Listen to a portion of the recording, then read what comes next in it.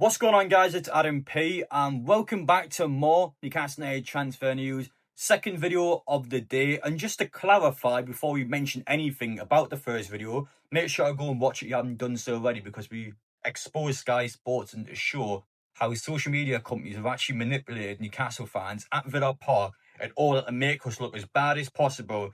And that's something we went into a lot of detail by showing evidence in my previous video to prove how this has been the case. Sky Sports have since, within 1 hour of my upload, they've deleted that video across all of their social media pages. It's gone. You can't see it anymore on any of their pages. So for you guys watching, well done, because your voice and your noise has actually been able to do something against what is the biggest sport media company in the world. And while I wouldn't credit myself for that, because deep down a lot of people have reported on social media, but it just shows that noise, and by people being able to use their profile and actually call this stuff out, it does have an impact. It does affect these companies. And I'll give you one of two explanations of what's happened here. Either one, in my opinion, this is what's happened. I think Newcastle United has either seen my video or have seen something on social media, and then they've approached Sky Sports themselves and basically told them to delete the video. Or Sky Sports have realised, hang on, if these people report this to Ofcom, for example, we might be in trouble. So they went on their own accord and deleted it. I don't know which one it is. I haven't been contacted by Newcastle and I haven't been contacted by Sky Sports. So it's just pure guesswork from me in this respect. But I reckon Newcastle United's probably seen it, especially since they are supposed to safeguard their fans. I reckon it would have been them that approached Sky Sports to get that video deleted. But I generally don't know. But just before we get into the new news, make sure you guys hit that subscribe button, join the journey. Just under 63,000 subscribers now. So make sure you join the 40% watching who are already a part of that journey so you don't miss out on any upcoming transfer news. As for Yoane Wissa, this video is dedicated towards him. His situation at Brentford currently looks worse than Alexander Isak at Newcastle United. Breaking exclusive reports going into his Instagram page saying that the player has now went online. He's took his profile picture off. He's deleted all his Brentford photos. He's took away the fact that he's a Brentford player. In his profiles, these guys went out of his way to go on his social media page and to delete the fact that he's playing for Brentford. And to show you the article from Ben Jacobs, he said, Yoane Wissa has unfollowed Brentford, changed his profile picture to black and removed all club photos from his Instagram account as he looks to leave the club. Wissa's move to Newcastle is currently being blocked by Brentford, as exclusively revealed by Alex Crook. The 28-year-old is unhappy Brentford now won't engage over a sale unless a 60 million plus valuation is met, despite informing Wissa a few weeks ago they would entertain a sale. Wissa was also told a year ago he could leave for £26 million after committing to last season following Ivan Toney's departure to Al Hilal. Brentford insist that Ottawa is a Brian and Bruno replacement, and for a Wissa exit to happen, a Noah Ford must be added as well as their high valuation met. So Wissa's been taught he could leave last summer, it hasn't happened, and now he is not just on strike, he's actually now being quite hurtful to the Brentford fans, which is why I don't agree with the actions. Now, I agree with the player's stance. You talk about Wissa, you talk about Isak. I still stand by it's two different examples, because Isak has never been taught he is allowed to leave Newcastle, as much as the Liverpool fans may disagree with that. Isak has never had that agreement with Newcastle where he could leave. You have to look at the facts. He's went through multiple seasons with our football club now. We've just won silverware and we're in the Champions League. So it makes no sense to have this agreement in now where he could leave Newcastle. It's obviously been the Liverpool interest that has sparked the player to go on strike, whereas Wissa has been directly taught from Brentford after Ivan Toney's sale that we would let you go next summer. He's done that. He's fulfilled his obligations, and he's also coming up to 29 years old, which means he's in the back end of his career, whereas Alexander Isak at 25 is in his prime and still has a lot of good years ahead of him.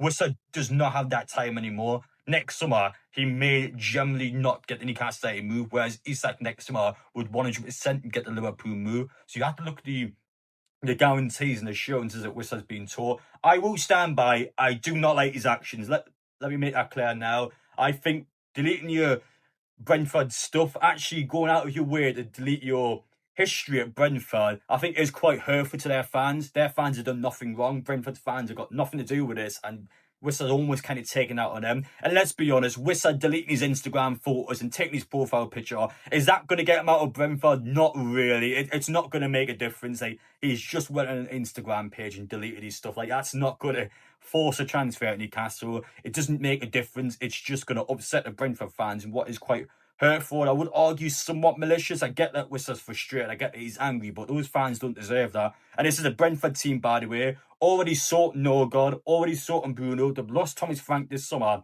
Wissa leaving, that's a guaranteed relegation. I really stand by.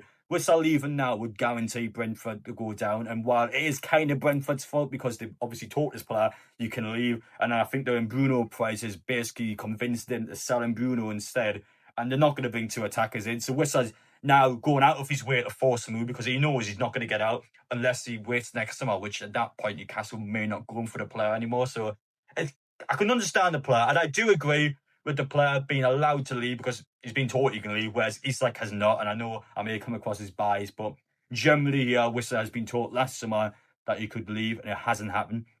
So for him to be upset now, I can see both sides of it, but I don't like the actions. I think it is hurtful to the Brentford fans, and I don't like, especially we don't like what's going on behind the scenes here. How can we then justify and agree with it down in Brentford? You can't have the double standards. You've got to either agree with both of them or disagree with both of them. I've kind of got to disagree with both of them. And the way you look at this is, I struggle to see Newcastle get them at this point. Brentford now, especially 2 weeks left to go, they've put both feet down. After when Bruno was here and bringing Otaro in, the journalist reported that once they've had an attacker come in, Wissa could then go. That doesn't look like it's going to be the case. Brentford have now changed their stance. They've moved the goalpost. It was, we get an attacker in, he can go. Now it's, we've got an attacker in. That's just from Bruno. We need two attackers in, and then he can go. So Brentford have moved the goalpost. They're not wanting to sell Wissa, let's be honest. They don't want to do it. And that's why there's a £60 million price tag on him, because they know Newcastle's not going to put 60 million down. And that's the issue we have now. Because every football club in the world knows that we are looking to sell our player because we've got a player who is on strike behind the scene. Because of how public that transfer story is, every club knows this information. So why would Chelsea for Nicholas Jackson? Why would they sell Jackson for 60 million when they can get 80 million for Jackson? Why would Wissa go for 40 when they can get 60 for Wissa? Every single striker out there will have a Newcastle tax. They'll have overinflated prices because every club knows we need strikers, and that's the saturated and heavily targeted market this summer. Every striker's been targeted. Strikers are being sought everywhere. Napoli today has just got an injury to Romelu Lukaku, so they need to buy a striker now. It's a tight and small market, and Newcastle now is in real trouble because we have a striker who has openly declared, I'm going on strike, never going to play for Newcastle again. That's the problem, because we can't bring strikers in. We can't actually bring a good price striker in because everyone knows that we need the strikers. So, of course, they're going to want more money. Of course, they're going to target Newcastle. And you've got a situation here, same as us, we're not letting our player go. Brentford's not letting their player go. And it's a horrific one. I honestly think you've got to move on. I wanted Wissa. I stand by. I would love Wissa to come here. He clearly wants to be a player. Clearly wants to play for Eddie Howe and Newcastle. And we need to ideally try and bring him in. It's never going to be a transfer saga when Newcastle's going to 100% go away, because if there's anything possible this summer, bear in mind, again, 12 months left or a 1 year extension. I don't know how the extension works, but I imagine if the player doesn't play, he'll be allowed to go next summer. There wouldn't be an extension in there. So I feel like when you look at this situation, Newcastle need to stick with it, because eventually if Brentford gets the second attacker in or towards the back end of the window, if Brentford then get cold feet and then realise that we need money for this guy, even in this relegation situation, then Newcastle needs to be able to pounce at it. But they're strong. They're being strong in it. We're being strong in it. And I just don't see both teams and then us and Liverpool to then meet ends. We're just not going to do that. It's going to be a constant standard for the rest of the window. So our bet now is to look elsewhere. Who do we get? That's the real problem, because I don't know. I don't think it'd be Jackson. I don't think it'd be Samuel. I don't think it'd be Ramos. So when you look at the options here, it's not good. It's not looking good. It's not looking good for us at all. And it means Isak's going nowhere. I think it's that simple. You're not going anywhere this summer. You can do what you want. Hell, you can go and start deleting the Instagram post now. You can delete the Instagram profile picture. It ain't going to change a thing. Wissa, I don't like his actions towards the Brentford fans, but I can understand why he's doing it. He's got assurances, whereas Isak doesn't. He's been taught a lot of things he can do, and Brentford have not allowed it. And it's been a real messy window for multiple clubs. It's been such a mess. in the striker market this summer. Brentford's not going to budge. Newcastle's not going to budge. That's the problem we have now. Teams are not wanting to give in, and we are at a real back end of the window now. Less than 2 weeks to go. Doesn't look like we're getting a striker yet. That's a concern. That's a problem. So we'll have to see what we can do over the next week. No striker for Liverpool's a problem as well.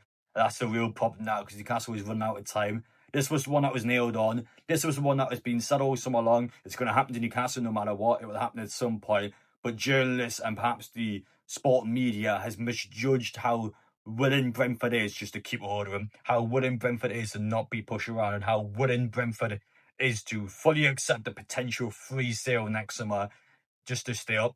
I think when you've got to look at their point of view, would you let Wissa go on a free next summer if Brentford stayed in the Premier League? You would have to say yes in their point of view. So I can understand them. Wissa, though, seems to be a player that is very vocal on never playing for them again. He actually seems to have a set between him that he's prepared to just sit in the club and refuse to play. So we'll have to see how this goes. It's the same with us. It's the same with two sagas. So be intriguing. Didn't think he act like this, though. I think the acting's been a bit bad today. I can't quite agree with it. I feel like Brentford fans don't deserve that. But hope you guys enjoy watching anyway. Let me know your opinions down below. It's a real boisterous start of the week, and it's certainly not looking good for Newcastle, Liverpool, or Brentford. All three teams here don't look good for getting the striker in. So we'll see what happens next. Appreciate you guys watching. Take care, and we will see you all in the next one.